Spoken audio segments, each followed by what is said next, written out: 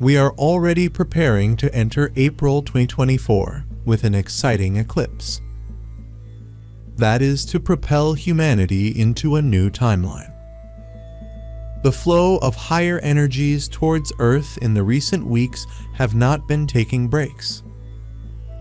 Physical and energetical shifts are felt continuously within as well as seen in the outer world.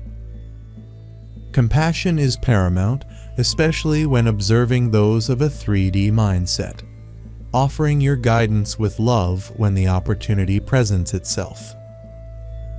Return often to the heart center and go forward from there. I hope you have been finding useful the things that are being shared on Awakening People, for it is made possible with your support. Be sure that you are subscribed. Thank you in advance. We are here to connect with you. The time has come for you to not only open your eyes, but also your heart and subtle perceptual senses, so you can see that there are realities beyond the one perceived through your 5 senses.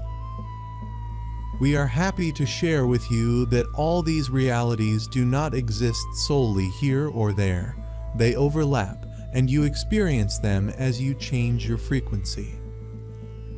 Today, we are here for all of you to nourish your hearts and bring forth an intentional key that will help you come closer to our reality. To open the seals of perception, the one belief that tends to disintegrate concerns how we view the consciousness as something that is inside our body, perhaps located somewhere in the brain. We are multidimensional beings. Our consciousness exists outside of the physical body, even outside of the physical world. We have been trained to perceive through the 5 human senses. This has prevented us from tapping into other worlds or dimensions that exist just beyond the range of our normal perception. We are unaware of them because our minds are not consciously vibrating at these higher levels. Your twin flame and the members of your family are meant to support your spiritual awareness just as you support theirs. Watch the image below and meditate with it for a few minutes. Allow the energy of the light code to open your heart and then call upon your soul family and twin flame so you can open up to the truth within. Call them sincerely, with no expectations of how your journey together might unfold. Call them with just one intention, to remember who you truly are. Embrace, dear child, your deepest fears, and instead of reacting to them, feel them deeply so they can dissolve in your embrace. We are thinking humans, yes, and are endowed with a genetic blueprint of supreme intelligence. It is encoded in every one of our cells. The human brain can be retrained to serve in its intended design as a receiving station and channel for the language of light.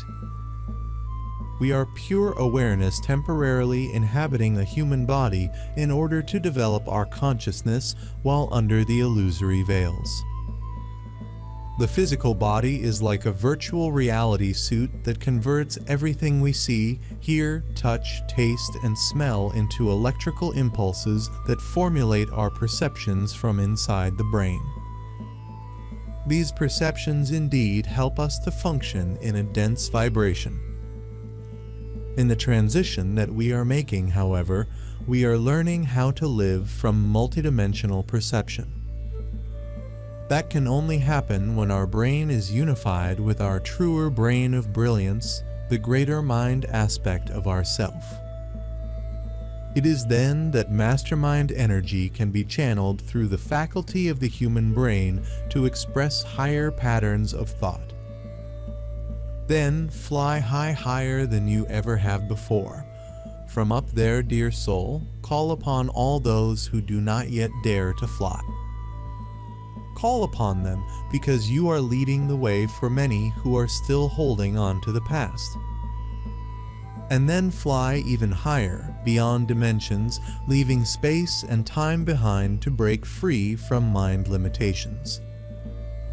See yourself as the child of the universe that you have always been, not a child who was born, but the child who is and always was, experiencing change yet being unchangeable. We all know that desolate feeling of sinking emotions, sadness, loneliness, rage, depression, shame, guilt, or other such emotions that seem a far cry from the light, love, joy, and hope we would prefer.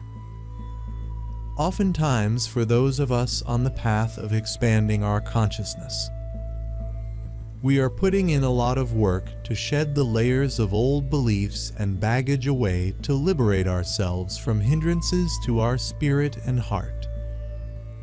On our journey, the high points can feel very high at times, and because of this, when a hidden fear or old hurt feeling surface, they can seem even worse. In fact, even in situations not quite so intense or dramatic, some days we just wake up on the wrong side of the bed, not feeling a rush of motivation or excitement. Then, if this wasn't challenging enough, we may feel anxious, sad, or upset at having had these emotions. When our vibration is lower than we would like it to be, what can we practically do to get back to a high vibration? The higher mind can be perceived as that aspect of brilliance that lives with you at all times as the voice of conscience. It has always been there like a guardian angel guiding you like a beacon, awakening you from the deep slumber of forgetfulness. Once you put the free-willed personality ego into the back seat, this benevolent influence can move into the driver's seat to control your physical brain in its entirety. It can enable you to make decisions with utmost clarity and to know the truth apart from any rationalization. This inner guidance can speak and write through you without the use of the methodical brain, as you have been accustomed. When we can make contact with and cohere to the channel of the greater self, expanded truths are revealed. We become knowers.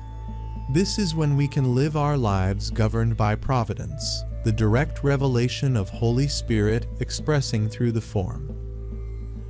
This is how we collectively create heaven on earth.